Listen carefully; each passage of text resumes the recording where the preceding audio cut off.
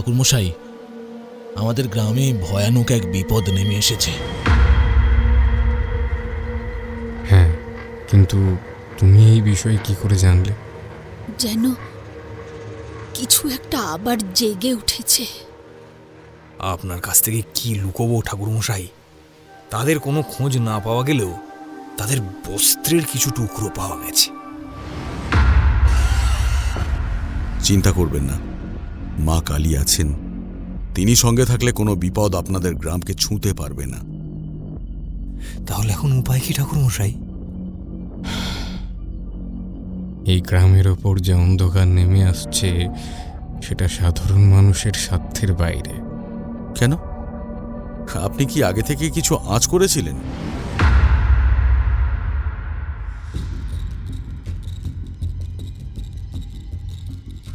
আপনারা শুনছেন অনু audio films. আজকের গল্প অনিশা দাসের কলমে নিশ্চিন্দিপুরের অভিশপ্ত কুয়ো। গল্প শুনে ভালো লাগলে অবশ্যই আমাদের চ্যানেলটি সাবস্ক্রাইব করে বেল আইকন প্রেস করে রাখবেন। আর গল্প শুনে আপনার কেমন লাগলো, আপনার মূল্যবান মতামত আমাদের কমেন্ট বক্সে জানাতে ভুলবেন না। আরও একটি বিশেষ অনুরোধ, গল্পের পাইরেসি করবেন না এবং পাইরেসিকে সমর্থন করবেন না। শুরু হচ্ছে আজকের গল্প অনিশা দাসের কলমে নিশ্চিন্তিপুরের অভিশপ্ত কুয়ো।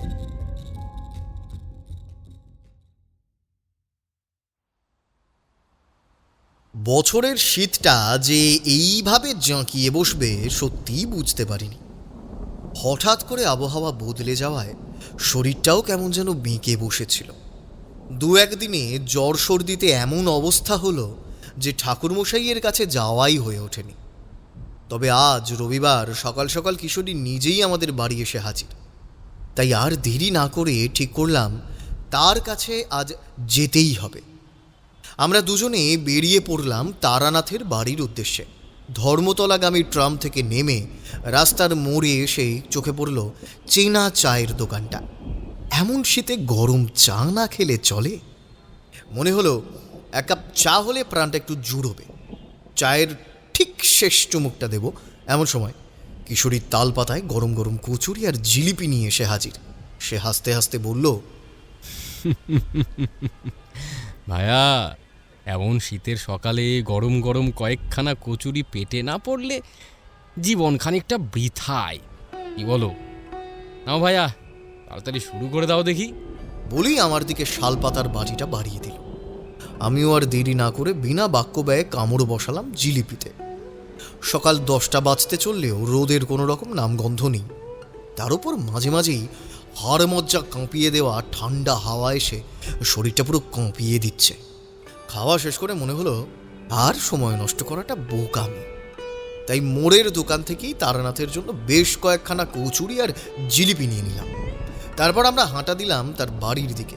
পৌঁছে দেখি তারানাথ বৈঠকখানার তক্তপোষের ওপর বসে মুড়ি চেবোচ্ছে আর কি যেন গভীরভাবে ভাবছে। অবশ্য তার প্রশস্ত ভাবনার গতিপথ যে ঠিক কোথায় গিয়ে থামবে তা বোঝার সাধ্য আমাদের নেই। আমাদের দেখে সে হেসে বলল, তোমরা তো দেখছি আজকে সকাল সকালই এসে গেছো। কিশোরী সঙ্গে সঙ্গে বলল, শুধু আসেনি, আপনার জন্য গরম গরম কচুরি আর খান কয়েক জিলিপিও সঙ্গে নিয়ে এসেছি। এবার খেয়ে দিয়ে একটা জম্পেশ করে গল্প শোনান তো দেখি। তারানাথ চোখ টিপে বলল, শোনাবো শোনাবো, আজকে এমন ঘটনা শোনাবো যার রোমাঞ্চ এই শীতেও তোমাদের কপালে বিন্দু বিন্দু ঘাম ফুটিয়ে তুলবে, বুঝেছ? তবে তার আগে এক কাপ চা হয়ে যাক, কি বলো? আপত্তি নেই তো? আমি আর কিশোরী দুজনেই একসঙ্গে মাথা নাড়ালাম। কিছুক্ষণের মধ্যেই চা এসে গেল। ততক্ষণে তারানাথ জিলিপির শেষ টুকরোটা মুখে পুড়ে তৃপ্তির ঢেকুর তুলছে। ভুরিবোধ সারতে না সারতেই সময় পেরিয়ে যাচ্ছে দেখে কিশোরী খানিকটা অস্থির হয়ে বলল, এই যে আমাদের চা খাওয়া শেষ, আপনার খাওয়াও শেষ। এবার গল্পটা শুরু করুন তো। আজ কিন্তু কোনো রকম ফাঁকি চলবে না। তারানাথ মৃদু হেসে গম্ভীর গলায় বললেন, বেশ, তাহলে শুরু করা যাক। ঘটনাটা প্রায় 16 বছর আগের। তখন আমি ঘোরতর সংসারী। ঘর সংসার, বাজার হাট আর লোকের হাত দেখা, এই নিয়েই দিন কাটত। একদিন সন্ধেবেলায় বাড়ি ফিরে দেখি আমার বাড়ির সামনে একজন লোক বসে আছে। প্রথমে ভেবেছিলাম হয়তো কোনো পথহারা মানুষ বা ভিখিরি, কিন্তু কাছে গিয়ে বুঝলাম লোকটার অবস্থা ভালো নয়। জামা কাপড় ময়লা, চুল এলোমেলো, মুখটা ক্লান্ত আর শুকনো দেখাচ্ছিল। বসেছিল দরজার এক পাশে হাঁটু ভাঁজ করে। আমাকে দেখে উঠে দাঁড়াতে চাইল, কিন্তু আবার বসে পড়ল। আমি জিজ্ঞেস করলাম, কে তুমি? এখানে বসে আছো কেন? সে একটু থেমে বলল, আপনি কি তারানাথ চক্রবর্তী? হ্যাঁ। আমি আপনার সঙ্গে দেখা করতে এসেছি। লোকটার কথা বলার ভঙ্গি আর অবস্থা দেখে বুঝলাম কিছু একটা গোলমাল আছে। তাই আর বেশি প্রশ্ন না করে ওকে ভেতরে নিয়ে এলাম। ভেতরে এনে তক্তপোষে বসালাম। একটু জল আনতে বললাম আমার গিন্নিকে। জল খেয়ে তবে সে একটু স্বাভাবিক হলো। লোকটা ধীরে চোখ তুলে আমার দিকে তাকালো। চোখের ভেতরে তখনও আতঙ্কের ছাপ, যেন এখানে বসেও সে নিশ্চিত নয় সে সত্যি নিরাপদ কিনা। গলা পরিষ্কার করে কাঁপা স্বরে সে বলল, ঠাকুরমশাই, আমাদের গ্রামে ভয়ানক এক বিপদ নেমে এসেছে। এই কথা বলেই সে চুপ করে গেল। আমি বুঝলাম সে পরের কথাগুলো বলার আগে নিজেকে আবার শক্ত করতে চাইছে। আমি একটু কাছে সরে এসে নরম গলায় বললাম, ভয় পেও না, আমাকে পুরোটা খুলে বলো। সবটা জানলে তবেই আমি তোমাকে সাহায্য করতে পারবো। লোকটা হাতে ধরে থাকা পাত্রটা ধীরে নামিয়ে রাখল। মনে হলো এতক্ষণ ধরে সে যেটুকু শক্ত করে নিজেকে ধরে রেখেছিল, এইবার সেটা একটু আলগা হয়ে এসেছে। একবার গভীর নিঃশ্বাস নিয়ে নিচু গলায় সে বলতে শুরু করল, আমার গ্রাম হলো নিশ্চিন্দিপুর।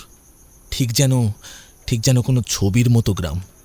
চারিদিকে মাঠ, পুকুর, ধান ক্ষেত আর গাছগাছালিতে ভরা। আমাদের গ্রামের সবাই যেন একটা যৌথ পরিবার। সকলের সুখ দুঃখে আমরা সব সময় একে অন্যের পাশে দাঁড়াই। আমাদের গ্রামে কখনো কোনো বড় মনোমালিন্য হয়নি। সব মিলিয়ে গ্রামটা ছিল একদম শান্তির। এই কথাগুলো বলে সে একটু থামল। আবার গভীর শ্বাস নিয়ে সে বলল, কিন্তু হঠাৎ করে সব বদলে গেল ঠাকুরমশাই। কোথা থেকে যেন একটা অদৃশ্য বিপদ নেমে এলো আমাদের গ্রামে। কিভাবে এলো, কেন এলো কিছুই বুঝতে পারছি না। শুধু জানি আগের সেই শান্ত নিশ্চিন্দিপুর আর নেই। গ্রামের বাতাসটাই কেমন বদলে গেছে, কেমন যেন ভারী হয়ে আছে সব সময়। আমি মন দিয়ে তার কথাগুলো শুনছিলাম। তার কণ্ঠে যে ভয় আর অসহায়তা লুকিয়ে আছে সেটা স্পষ্ট বুঝতে পারছিলাম। তারপর ধীরে বললাম, আপনি আমাকে সবটা পরিষ্কার করে বলুন, গ্রামে ঠিক কি কি সমস্যা হচ্ছে। লোকটা একটু থেমে নিজের গলা খাঁকারি দিল। তারপর ধীরে কিন্তু স্পষ্ট গলায় বলল, ঠাকুরমশাই, আমার নাম হরিনারায়ণ। আমি নিশ্চিন্দিপুরের নায়েব। নিশ্চিন্দিপুরের জমিদার মহেন্দ্র কুমার রায়চৌধুরী। উনি নিজেই আমাকে আপনার কাছে পাঠিয়েছেন ঠাকুরমশাই। তিনি বললেন, এই বিপদ আর সাধারণ মানুষের সাধ্যের মধ্যে নেই। গ্রামে এমন সব ঘটনা ঘটছে যা উনি নিজেও বুঝে উঠতে পারছেন না। তাই শেষ ভরসা হিসেবে আপনার কথাই মনে পড়েছে তাঁর। এই কথা শুনে আমি একটু সোজা হয়ে বসলাম। ব্যাপারটা যে শুধু কোনো গ্রামের ছোটখাটো গোলমাল নয় সেটা আমি তখনই বুঝে গিয়েছিলাম। আমি ধীরে বললাম, মহেন্দ্র কুমার রায়চৌধুরীর মতো মানুষ যদি নিজে নায়েবকে পাঠাতে বাধ্য হন তাহলে ব্যাপারটা অবশ্যই গুরুতর। বলুন বলুন কি এমন ঘটনা ঘটেছে যে উনি পর্যন্ত এতটা চিন্তিত হয়ে পড়েছেন। হরিনারায়ণ গভীর শ্বাস নিল। মনে হলো এইবার সে সেই কথাগুলো বলতে যাচ্ছে যেগুলো বলতেই তার এতক্ষণ ভয় লাগছিল। তারপর ধীরে বলল,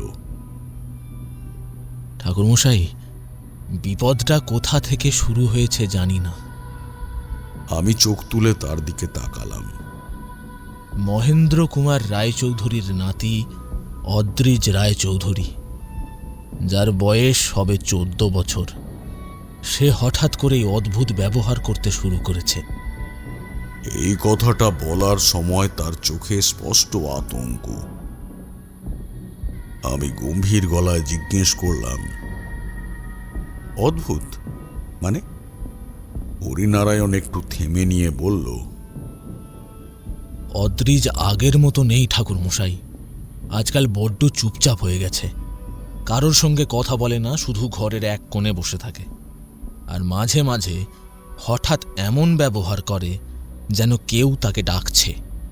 তখনই সে ঘর থেকে বেরিয়ে যেতে চায়। আমি অবাক হয়ে বলে উঠলাম, ঘর থেকে বেরিয়ে যায় মানে?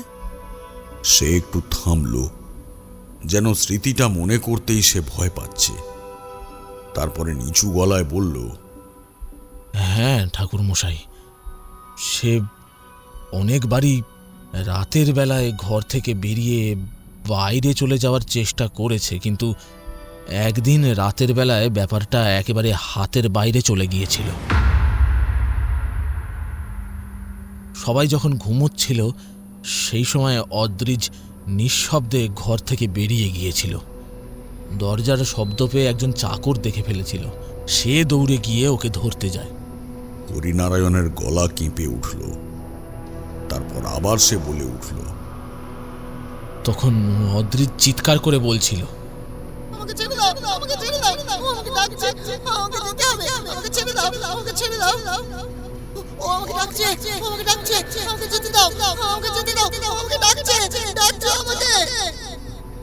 হরিনারায়ণ এক মুহূর্ত থামল, তারপর আবার বলল, আমরা যতই বোঝানোর চেষ্টা করি ততই ছটফট করতে থাকে। শেষে বাধ্য হয়ে ওকে ঘরবন্দি করে রাখতে হয়। এই কথা বলেই হরিনারায়ণ চুপ করে গেল। মনে হলো এতক্ষণ ধরে সে যেটুকু সাহস করে বলছিল, এইবার কিন্তু সেটা ফুরিয়ে এসেছে। আমি বুঝতে পারছিলাম এটা আর 5টা সাধারণ অসুখ বা ছেলে মানুষই কিন্তু নয়। আমি ধীরে বললাম, এরপর থেকে কি এটা বারবার হচ্ছে? হরিনারায়ণ মাথা নাড়ল, তারপর ধীরে ধীরে বলতে শুরু করলো, হ্যাঁ ঠাকুর মশাই, তাই তো তাকে ঘরবন্দি করে রাখা হয়েছে, যাতে সে বাইরে বেরোতে না পারে। কিন্তু গভীর রাতে সে দরজায় গিয়ে এমন জোরে ধাক্কা দিতে থাকে যেন এই বুঝি দরজা ভেঙে বেরিয়ে আসবে। ওইটুকু বাচ্চার গায়ে এত জোর দেখে আমরা রীতিমতো অবাক হয়ে গেছি। সে একটু থামল, তার ঠোঁট দুটো যেন কেঁপে উঠল। শুরুতে আমরা ভেবেছিলাম ডাক্তার দেখালে ঠিক হয়ে যাবে। শহর থেকে বড় বড় ডাক্তার আনা হলো, কত পরীক্ষা নিরীক্ষা হলো, কিন্তু কেউই কিছু ধরতে পারল না।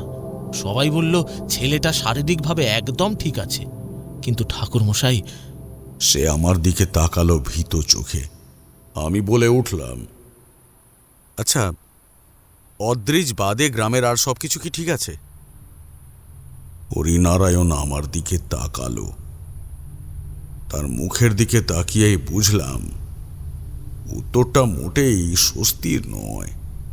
সে ধীরে বলল, না ঠাকুর মশাই, গ্রামের কোনো কিছুই আর ঠিক নেই। এই কথা বলেই সে কিছুক্ষণ চুপ করে রইল।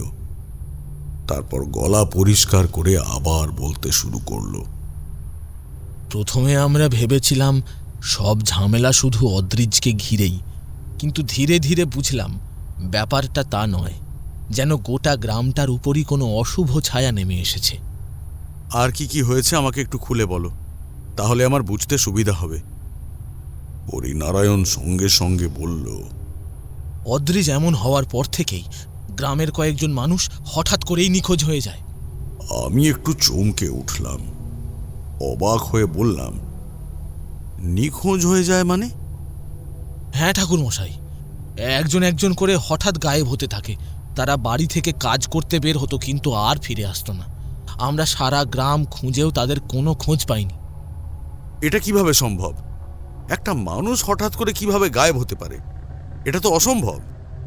হরিনারায়ণ দুহাত জোড় করে বলল, ঠাকুরমশাই, ভগবানের নাম করে বলছি, এক ফোঁটাও মিথ্যে কথা বলছি না। সে আমার দিকে এমনভাবে তাকালো যেন তার কথায় বিশ্বাস করানোই এখন তার সবচেয়ে বড় প্রয়োজন। তাদের কোনো রকম খোঁজ পাওয়া যায়নি?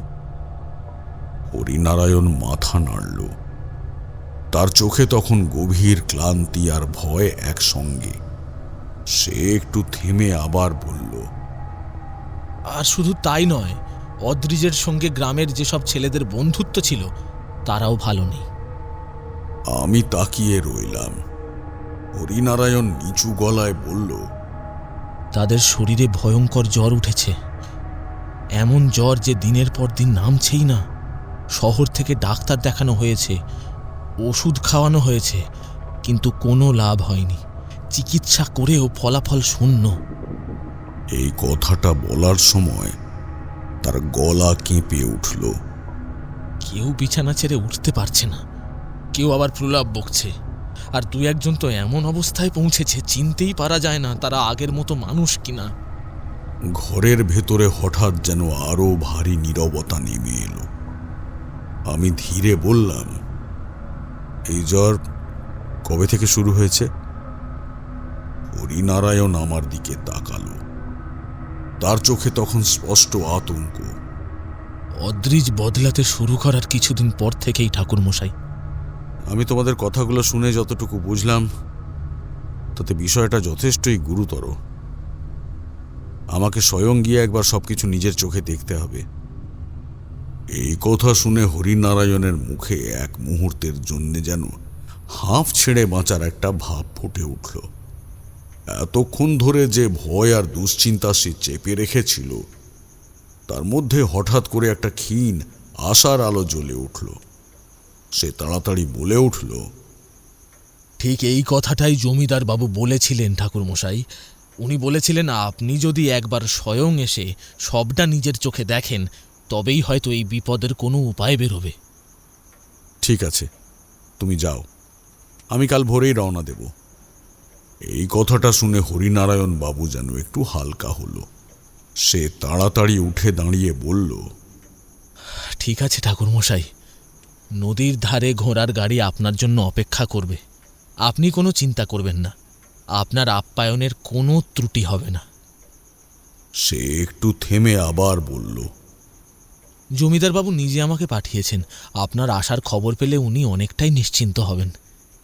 আমি মাথা নাড়ালাম। বেশ, কালকেই আমি যাচ্ছি। হরিনারায়ণ এবার প্রণাম করে আমায় ধীরে ধীরে বেরিয়ে গেল। দরজাটা বন্ধ হতেই ঘরের ভেতর হঠাৎ করে একটা গভীর নীরবতা নেমে এলো। আমি চুপ করে বসে রইলাম। নিশিন্দিপুর, অদ্রিজ আর নিখোঁজ মানুষগুলোর কথা সবকিছু যেন মাথার ভেতরে কেমন পাক খেতে লাগলো। অভিজ্ঞতা থেকে আমি জানতাম এই যাত্রা কিন্তু সহজ হবে না। এতক্ষণ কিশোরী চুপ করে বসেছিল। হঠাৎ সে একটু সামনে ঝুঁকে পড়ল। তার চোখে কৌতূহলের সঙ্গে মিশে রইল এক অজানা আশঙ্কা। সে চাপা উত্তেজনায় বলল, ঠাকুরমশাই, আপনি কি কিছু আন্দাজ করেছিলেন? ঠাকুরমশাই হালকা করে হাসলেন, কিন্তু সেই হাসিতে কোনো হালকা ভাব নেই, বরং তাতে জমে আছে বহু বছরের অভিজ্ঞতার ভার। পাসিং শোয়ের প্যাকেট থেকে ধীরে ধীরে একটা সিগারেট বের করলেন তিনি। দেশলাই জ্বালাতেই ক্ষীণ আলোয় এক মুহূর্তের জন্য তার মুখটা স্পষ্ট হয়ে উঠল, তারপরই আবার ধোঁয়ার আড়ালে ঢেকে গেল। ধোঁয়ার ফাঁক দিয়ে গলা নামিয়ে তিনি বললেন, আন্দাজ তো অনেক কিছুই করেছিলাম কিশোরী, কিন্তু কিছুতেই নিশ্চিত হতে পারছিলাম না। একটু থেমে তিনি সিগারেটে টান দিলেন। ধোঁয়াটা পাক খেতে খেতে ঘরের ভেতর ছড়িয়ে পড়ল, আর আমি তখন নিঃশব্দে এক দৃষ্টে তাঁর মুখের দিকেই তাকিয়ে রইলাম। ঠাকুরমশাই আবারও বলতে শুরু করলেন, পরদিন ভোরবেলায় আমি বেরিয়ে পড়লাম। তখনও সূর্য ঠিক মতো ওঠেনি। চারদিকটা হালকা কুয়াশায় ঢাকা। ঘাটের ধাপগুলো ভিজে আর ঠান্ডা। দূরে কোথাও দু একটা পাখির ডাক শোনা যাচ্ছে। তার বাইরে চারপাশে অদ্ভুত এক নীরবতা। ঘাটে তখনও খুব একটা লোকজন নেই। নদীটা একেবারে শান্ত, যেন গভীর ঘুমে আছে। জলের গায়ে হালকা কুয়াশার আস্তরণ, তাতে আকাশের ফিকে আলো কাঁপতে কাঁপতে পড়ছে। ঘাটে বাঁধা নৌকাটায় উঠে বসলাম। মাঝি কোনো কথা না বলে বৈঠা ধরল। নৌকা ছাড়তেই ধীরে ধীরে পাড়টা পিছিয়ে যেতে লাগলো। ঘাট, গাছপালা, ধাপগুলো আস্তে আস্তে কুয়াশার ভেতরে মিলিয়ে যেতে লাগলো। কিছুক্ষণ চুপচাপ চলার পর মাঝিটা হঠাৎ গুনগুন করে গান গাইতে শুরু করলো। আর কত কাল ভাসব আমি দুঃখের সারি গাইয়া, জনম গেল ঘাটে ঘাটে ভাঙা তরি বইয়া। তার গলার সুরে ক্লান্তির ছাপ ছিল। বৈঠার ছপ ছপ শব্দের সঙ্গে সেই গান মিলেমিশে নদীর ওপর ছড়িয়ে পড়ছিল। আমি চুপ করে বসে রইলাম। চারিদিকে শুধু জল আর জল। দূরের পাড়ের গাছপালা দেখা যাচ্ছিল। একসময় মাঝি বলল, ওই যে ওটাই নিশ্চিন্দিপুরের ঘাট। নৌকা গিয়ে ভিড়ল। আমি নেমে দাঁড়ালাম। পা রাখার সঙ্গে সঙ্গেই একটা অদ্ভুত অস্বস্তি টের পেলাম। যেন এই গ্রামে ঢোকার সঙ্গে সঙ্গেই এক অন্য রকমের অস্বস্তি অনুভব করলাম আমি। যেন এই গ্রামে ঢোকার সঙ্গে সঙ্গেই গল্পটার শুধু গল্প রইল না। ঘাটে নামতেই দেখলাম একটা ঘোড়ার গাড়ি দাঁড়িয়ে আছে। বুঝলাম এটাই জমিদার বাবুর পাঠানো গাড়ি। আমি উঠে বসলাম। গাড়িটা ধীরে ধীরে জমিদার বাবুর বাড়ির দিকে চলতে শুরু করলো। গাড়ির ভেতর থেকে আমি গ্রামটা দেখতে লাগলাম। দুপাশে কাঁচা রাস্তা, মাঝে মাঝে ছোট ছোট বাড়ি। কোথাও কেউ বসে কাজ করছে, আবার কোথাও দু একজন লোক চুপচাপ দাঁড়িয়ে কথা বলছে। বাইরে থেকে দেখলে সবকিছুই একেবারে স্বাভাবিকই মনে হয়, কিন্তু তবু কেন জানি না গ্রামের ভেতরে একটা চাপা থমথমে ভাব টের পাচ্ছিলাম। কিছু লোক গাড়িটা যেতে দেখেই থমকে তাকাচ্ছিল, আবার কেউ কেউ তাড়াতাড়ি চোখ সরিয়ে নিচ্ছিল, যেন কিছু না দেখাই ভালো। মাঝে মাঝে কোনো পুকুর, কোনো বড় গাছ, আবার কোথাও ফাঁকা মাঠ চোখে পড়ছিল। সব মিলিয়ে এক শান্ত সাধারণ গ্রাম। তবু সেই শান্তির ভেতরেই একটা অদ্ভুত অস্বস্তি লুকিয়ে আছে বলে মনে হচ্ছিল। গাড়ির চাকার শব্দ ছাড়া চারপাশে তেমন কোনো শব্দ নেই। আমি চুপ করে জানলার বাইরে তাকিয়ে এই সব কিছু দেখছিলাম। কিছুক্ষণ পর দূর থেকে জমিদার বাড়ির উঁচু পাঁচিল চোখে পড়ল। গাড়িটা গিয়ে জমিদার বাড়ির সামনে থামতেই আরো ভালো করে চারদিকটা দেখার সুযোগ পেলাম। বাইরে থেকে দেখেই বুঝেছি এটা গ্রামের আর 5টা বাড়ির মতো নয়। উঁচু পাঁচিল, বড় ফটক, আর ভেতরে ঢোকার মুখে দুপাশে পুরনো গাছ দাঁড়িয়ে। গাড়ি থামতেই একজন চাকর এগিয়ে এসে দরজা খুলে দিল। আমি নেমে দাঁড়ালাম। আমি ধীরে ধীরে তার সাথে সামনের দিকে এগিয়ে যেতে লাগলাম। দেখলাম বাড়িটা বেশ পুরনো, কিন্তু খুব যত্নে রাখা। উঁচু পাঁচিল ঘেরা বড় লোহার ফটক। ফটক পেরোতেই সামনে একটা খোলা উঠোন। উঠোনের মাঝখানে একটা বড় কদম গাছ, আর তার নিচে গোল করে বাঁধানো একটা চৌবাচ্চা। চারিদিকে লম্বা বারান্দা ঘেরা দোতলা বাড়ি।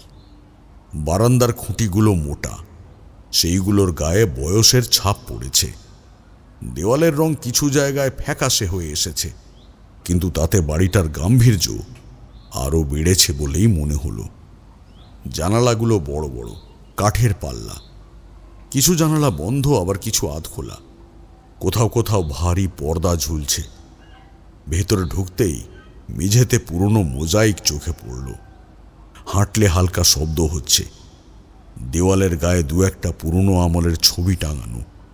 কেউ ঘোড়ায় চেপে, কেউ আবার শিকারে বেরিয়েছেন এমন ভঙ্গিতে। বোঝাই যাচ্ছে যে এই বাড়ির ইতিহাস কিন্তু কম নয়। বাড়ির ভেতরে লোকজন খুব কম চোখে পড়ল। যারা ছিল তারাও খুব চুপচাপ। কারো মুখে হাসি নেই, যেন সবাই কোনো অদৃশ্য চিন্তায় ডুবে আছে। বাড়িটার ভেতরে আলো বাতাস ঢোকে, তবুও কোথাও একটা চাপা অন্ধকার ভাব লেগে আছে বলে মনে হলো। এমন নয় যে সত্যিই অন্ধকার, কিন্তু মনটা যেন ভারী হয়ে যায়। আমি এসব লক্ষ্য করতে করতে এগোচ্ছিলাম। তখনই হরিনারায়ণ সামনে এসে দাঁড়ালো। এই যে আপনি এসে পড়েছেন ঠাকুরমশাই, জমিদার বাবু আপনারই অপেক্ষা করছেন। আমি মাথা নাড়ালাম। চলুন। হরিনারায়ণ আমাকে নিয়ে ভেতরের দিকে এগোতে লাগলো।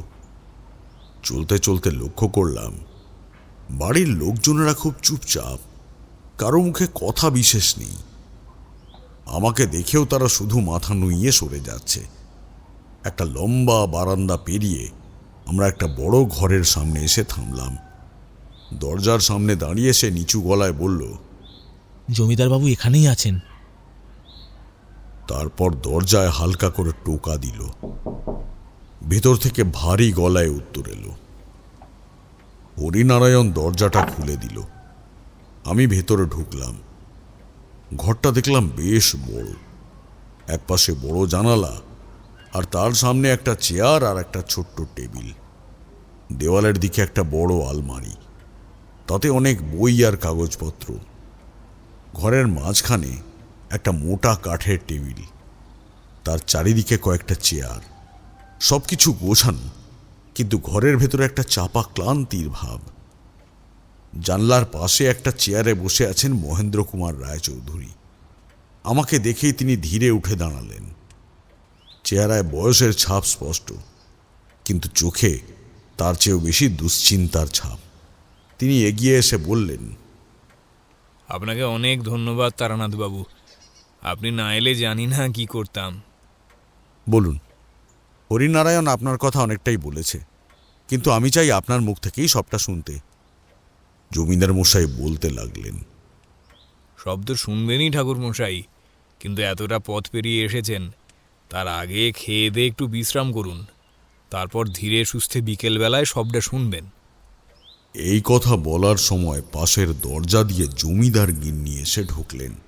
বয়সে তিনি খুব বেশি নন, কিন্তু চোখে মুখে গভীর ক্লান্তির ছাপ।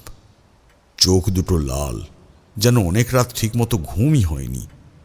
আমাকে দেখে তিনি একটু থেমে দাঁড়ালেন। তারপর শান্ত গলায় বললেন, আপনি সেই ঠাকুরমশাই? আপনার আসার কথা শুনে একটু ভরসা পেলাম। আমি মাথা নাড়ালাম। তিনি জমিদার মশাইয়ের দিকে তাকিয়ে বললেন, আমি খাওয়ার ব্যবস্থা করাচ্ছি। আমাকে বাড়ির ভেতরের দিকে একটা আলাদা ঘরে নিয়ে যাওয়া হলো।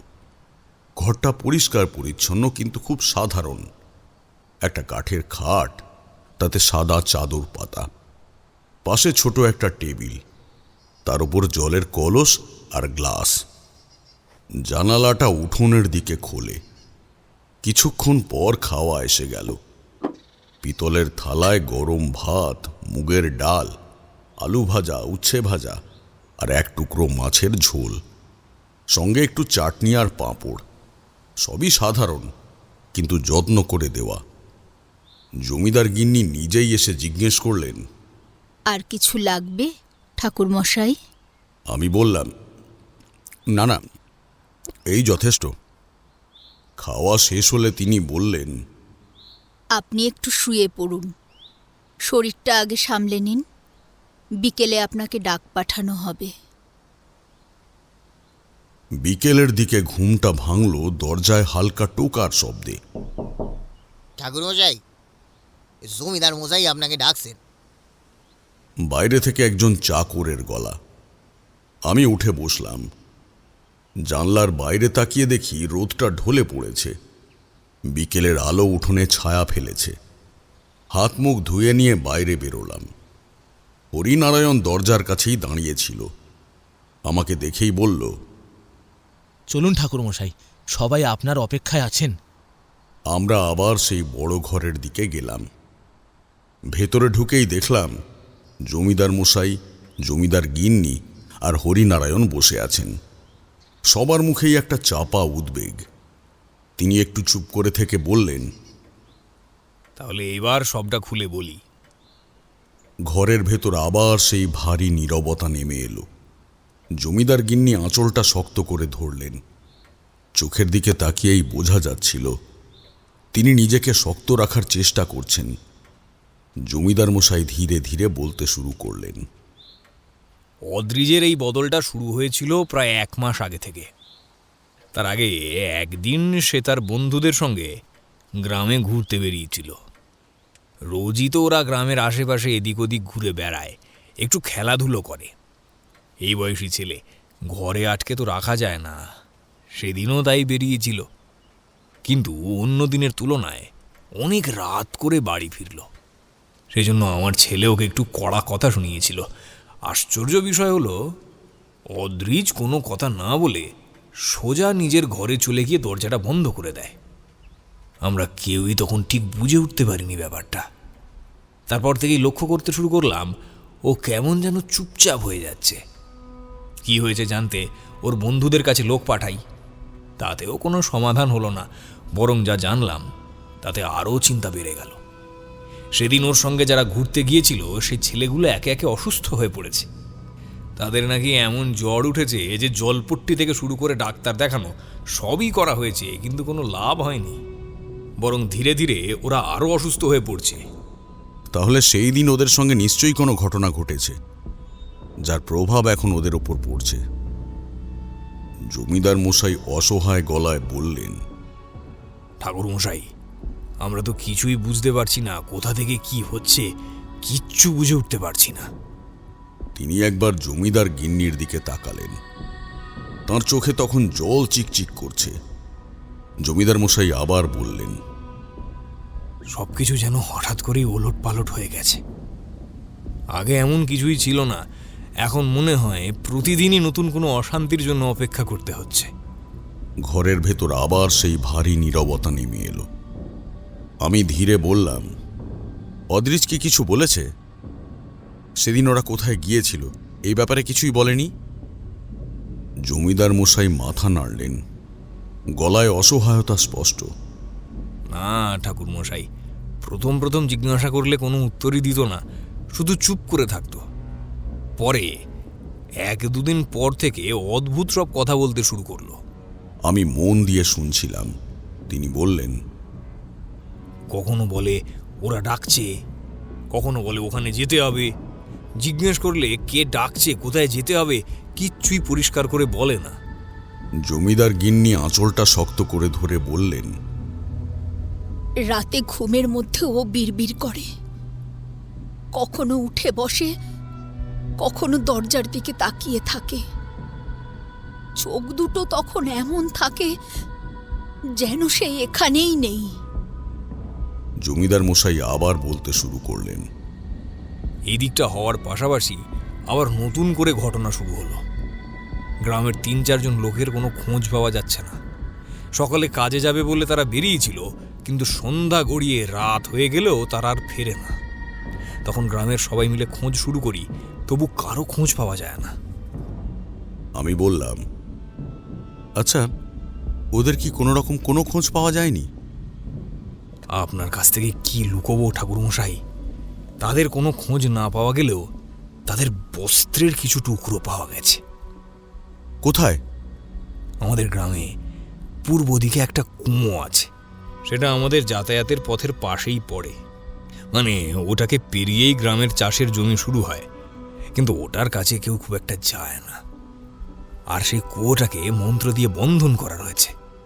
এই কথাটা বলার পর ঘরের ভেতর হঠাৎ যেন আরো ভারী নীরবতা নেমে এলো। আমি ধীরে বললাম, কেন? মন্ত্র দিয়ে বন্ধন করা কেন? ওই কুয়োর সঙ্গে কি কোনো পুরনো ঘটনা জড়িয়ে আছে? জমিদার মশাই আর কিছু না বলে শুধু আমার দিকে তাকিয়ে রইলেন। তার চোখে তখন এমন একটা ভয় যেটা দেখে বুঝলাম এই গল্পের সবচেয়ে অন্ধকার অংশটা এখনো বলা বাকি। জমিদার মশাই একটু থেমে বললেন, আসলে ঠাকুরমশাই, আমি নিজেও সেভাবে সবটা জানি না, তবে এইটুকু জানি ওই কুয়োটাকে গ্রামের লোকজন অভিশপ্ত বলে মনে করে।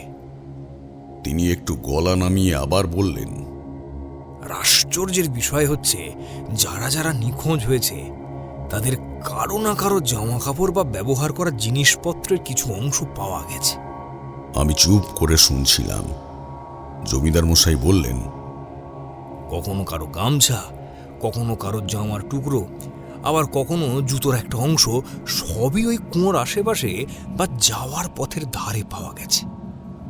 আমি গম্ভীর হয়ে বললাম, তার মানে সবকিছুর সূত্র গিয়ে ওই কুয়োটাতেই ঠেকছে, তাই তো? জমিদার মশাই দীর্ঘশ্বাস ফেলে বললেন,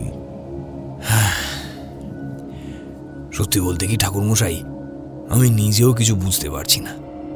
কিসের জন্য এইসব ঘটনা ঘটছে কিছুই মাথায় ঢুকছে না। তিনি একটু থেমে আবার বললেন, তবে ওই কুয়োটার কথা বলতে গেলে সেটা অনেক বছর ধরেই বন্ধন করা আছে। আমি যখন ছোট ছিলাম তখন এই গ্রামেই কিছু অলৌকিক ঘটনা ঘটতে শুরু করেছিল।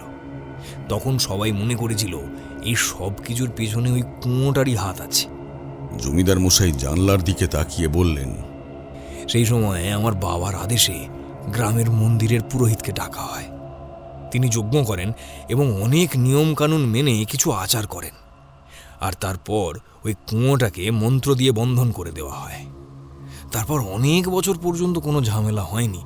সবাই ভাবছিল বিপদটা বুঝি চিরতরেই কেটে গেছে। কথাটা বলেই তিনি চুপ করে গেলেন। ঘরের ভেতর তখন সম্পূর্ণ নিস্তব্ধ। আমি ধীরে বললাম, আর এখন মনে হচ্ছে সেই পুরনো ব্যাপারটাই আবার মাথা চাড়া দিয়ে উঠছে, তাই তো? হ্যাঁ ঠাকুরমশাই, ঠিক সেইটাই আমাদের সবচেয়ে বেশি ভয় দেখাচ্ছে। এতক্ষণ জমিদার গিন্নি চুপ করেছিলেন, এবার খুব আস্তে বললেন, যেন কিছু একটা আবার জেগে উঠেছে। এই কথাটা শোনার পর কেন জানি না আমার বুকের ভেতরে হালকা একটা চাপ অনুভব হলো। আমি বলে উঠলাম, ঠিক আছে, আমি সবটা দেখছি, আপনারা চিন্তা করবেন না।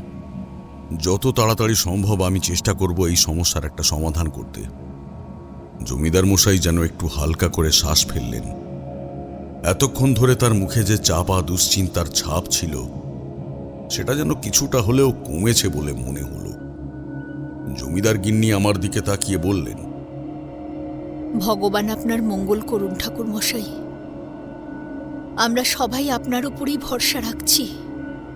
হরিনারায়ণও বলল, আপনি যা বলবেন আমরা তাই করব ঠাকুরমশাই। আমি উঠে দাঁড়ালাম। আগে অদ্রিজকে দেখতে হবে, তারপর ওই কুয়োটার দিকেও যেতে হবে। এক এক করে সবটা বুঝতে হবে। ঘরের ভেতরে আবার একটা চাপা নীরবতা নেমে এলো। তবে এবার সেই নীরবতার মধ্যে ভয়ের সঙ্গে সঙ্গে এক টুকরো আশা মিশে আছে। হরিনারায়ণ বলে উঠল, চলুন ঠাকুরমশাই, আপনাকে নিয়ে যাই, অদ্রিজের সঙ্গে দেখা করিয়ে নিয়ে আসি। জমিদার মশাই আর জমিদার গিন্নি দুজনেই উঠে দাঁড়ালেন। গিন্নির মুখে স্পষ্ট উদ্বেগ। তিনি যেন কিছু বলতে গিয়েও বলতে পারলেন না। বারান্দাটা লম্বা আর একটু অন্ধকার। পায়ের শব্দ ছাড়া আর কিছুই শোনা যাচ্ছে না। একটা দরজার সামনে এসে হরিনারায়ণ থামল। সে নিচু গলায় বলল, এই ঘরটাই ঠাকুরমশাই। দরজাটা বাইরে থেকে বন্ধ করা। দরজার সামনে দাঁড়িয়ে হঠাৎ করেই একটা অদ্ভুত চাপ অনুভব করলাম। যেন ঘরের ভেতরে শুধু একটা ছেলে নয়, তার সঙ্গে আরো কিছু আটকে আছে। জমিদার গিন্নি খুব আস্তে বললেন, ও এখন চুপচাপই আছে, কিন্তু কখন যে কি করে বলা যায় না। আমি দরজার দিকে তাকিয়ে বললাম, খুলুন।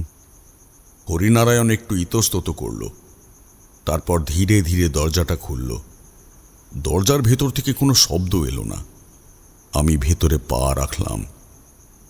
ঘরের ভেতরে ঢুকতেই প্রথমে চোখে পড়ল ঘরটা অদ্ভুত রকমের অগোছালো।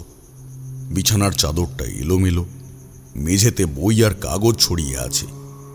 জানালার পাল্লাটা আধ খোলা, কিন্তু ভেতরে আলো খুব কম ঢুকছে। ঘরের এক কোণে অদ্রিজ বসে আছে। হাঁটু ভাঁজ করে বুকের কাছে টেনে নিয়ে দুই হাত দিয়ে হাঁটু জড়িয়ে ধরে বসে আছে সে। মাথাটা একটু নিচু করে রাখা, চুলগুলো এলোমেলো। প্রথমে সে আমাদের দিকে তাকালো না। আমি দু কদম এগিয়ে যেতেই দেখলাম ওর চোখ দুটো খোলা, কিন্তু দৃষ্টিটা যেন এখানে নেই। এমন দৃষ্টি আমি আগে অনেকবার দেখেছি, ভেতরের দিকে তাকিয়ে থাকা মানুষের দৃষ্টি। আমি নরম গলায় বললাম, অদ্রিজ। নামটা শুনেই ও হঠাৎ করে মাথা তুলল, আর তখনই যেন সব বদলে গেল। ওর চোখ দুটো হঠাৎ ভয়ে আর রাগে একসাথে জ্বলে উঠল। মুখের ভাবও এক মুহূর্তেই পাল্টে গেল। ও লাফিয়ে উঠে দেওয়ালের দিকে সরে গেল, আর তারপর হঠাৎ চিৎকার করে উঠল, তোমরা এখানে এসেছো কেন? চলে যাও এখান থেকে, চলে যাও, চলে যাও এখান থেকে। তোমরা কেন এখানে এসেছো? চলে যাও, চলে যাও। ওর গলা কাঁপছে, কিন্তু সেই কাঁপুনির মধ্যে ভয় কম, আতঙ্ক বেশি। তোমরা বুঝতে পারছো না, ওরা রেগে যায়, ওরা রেগে যায়। তোমরা এখানে থাকলে ওরা আসবে, ওরা আসবে। ও দুই হাতে মাথা চেপে ধরল। চলে যাও, চলে যাও, দয়া করে চলে যাও এখান থেকে। জমিদার গিন্নি দরজার কাছেই দাঁড়িয়ে কেঁপে উঠলেন। তার মুখ ফ্যাকাশে হয়ে গেল। অদ্রিজ, বাবা, আমরা তো। কিন্তু অদ্রিজ কারো কথা শুনছে না। ও শুধু বারবার বলেই যাচ্ছে, চলে যাও, চলে যাও। তোমরা এখানে থাকবে না, তোমরা এখানে থাকবে না। চলে যাও, চলে যাও, এখানে থাকা যায় না। চলে যাও, চলে যাও। আমি চুপ করে ওর দিকে তাকিয়ে রইলাম। এটা কোনো সাধারণ ভয় নয়, এটা কোনো সাধারণ অসুখও নয়। কেউ যেন ওর ভেতরে বসে আছে, আর সেই কেউ আমাদের একেবারেই পছন্দ করছে না। আমি ধীরে খুব শান্ত গলায় বললাম, অদ্রিজ, আমরা তোমার ক্ষতি করতে আসিনি। কিন্তু ও আমার দিকে তাকালো না, শুধু ফিসফিস করে বলল, ওরা ওরা দেখছে, ওরা ওরা দেখছে। আমি বুঝলাম এখানে বেশিক্ষণ থাকাটা ঠিক হবে না, তাই আর কিছু না বলে ঘর থেকে বেরিয়ে এলাম। বাইরে বেরোতেই হরিনারায়ণ বলল, ঠাকুরমশাই, রাত হচ্ছে, চলুন খেয়ে নেবেন। আমিও আর কথা বাড়ালাম না। চুপচাপ রাতের খাবার খেয়ে নিজের ঘরে চলে এলাম। ঘরে ঢুকে দরজাটা বন্ধ করলাম। শরীরটা ক্লান্ত না থাকলেও মনটা কিন্তু বেশ ভারী হয়ে আছে। খাটে বসে রইলাম বেশ কিছুক্ষণ। অদ্রিজের চোখ, ওর চিৎকার আর ওই কুঁয়োর কথা সবকিছুই মাথার ভেতরে একসাথে ঘুরতে লাগলো। আমি বুঝতে পারছিলাম এটা কোনো একক ঘটনা নয়, সবকিছু যেন একে অপরের সঙ্গে জড়িয়ে আছে। এই জটটা খুলতে হলে আগে পুরো ব্যাপারটা নিজের মাথার ভেতরে একবার গুছিয়ে নিতে হবে। আমি শুয়ে পড়লাম, কিন্তু অনেকক্ষণ পর্যন্ত ঘুম এলো না। বাড়িটার ভেতর তখন নিস্তব্ধ, শুধু দূরে কোথাও রাতের পোকাদের শব্দ। আর সেই নিস্তব্ধতার মধ্যেই মনে হচ্ছিল এই বাড়ির ভেতরে, এই গ্রামের ভেতরে কিছু একটা যেন জেগে আছে। কিছুক্ষণ শুয়ে থাকার পর আবার উঠে বসলাম। বুঝলাম যে এইভাবে শুয়ে থাকলে মনটা আরো অস্থির হবে, একটু ধ্যানে না বসলে শান্তি পাব না। ঘরের মেঝেতেই আসন পেতে বসলাম, চোখ বন্ধ করলাম, মনটাকে জোর করে স্থির করার চেষ্টা করলাম। তারপরে এক মনে মধুসুন্দরী দেবীর নাম জপ করতে লাগলাম। মনে মনে শুধু একটাই প্রার্থনা, তিনি যেন অন্তত আমাকে কোনো একটা পথ দেখিয়ে দেন। অনেকক্ষণ কেটে গেল, কিন্তু আমার ডাক যেন কোনো উত্তর পেল না। ঠিক তখনই ধ্যানের মাঝখানেই হঠাৎ অনুভব করলাম একটা অদ্ভুত শান্তি, আর তার সঙ্গেই কানে এলো একটা মধুর কণ্ঠ। নাকে আসতে লাগলো চন্দনের সুবাস। আমি বুঝলাম দেবী আমার ডাকে সাড়া দিয়েছেন। সেই কণ্ঠ শুনেই আমার মনটা যেন ঠান্ডা হয়ে গেল।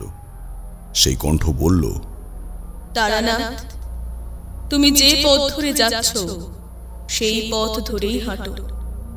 তুমি ঠিক পথেই এগোচ্ছ। এই গ্রামের মানুষদের উদ্ধার করার ভার তোমার উপরেই পড়েছে।